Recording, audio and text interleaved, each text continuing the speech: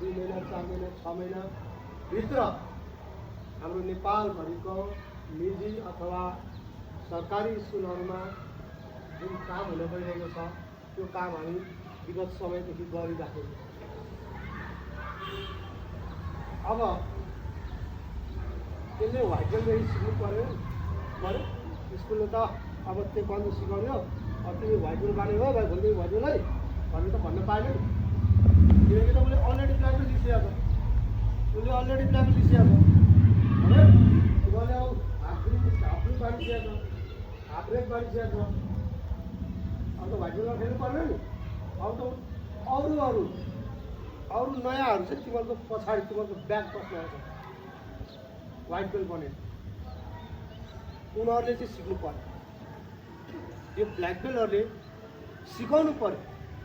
यहाँ सिकाउनु पर्यो त्यो नलेज स्तरमा तिमीहरूको अहिलेको जुन स्कुलको एडमिनिस्ट्रेसनहरूको कन्सेप्ट पाइरहेको छ तिनीहरूभन्दा तिमीहरू 2-3 वर्ष अगाडिको सिनियर भयो हुनसक्छ भोलि यही स्कुलको प्रिन्सिपल मनोज गुरु म पनि ताइक्वान्डो सिक्ने हो ल न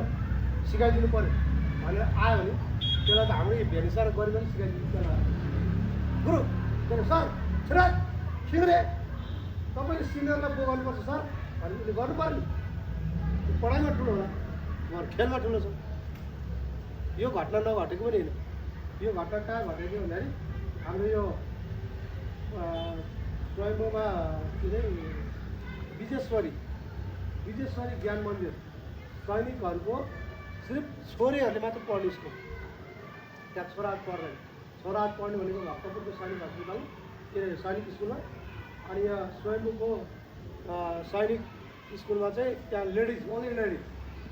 अनि त्यहाँको प्रिन्सिपल चाहिँ केटा थियो आर्मी चाहिँ मेजर कि के जनरल के थिए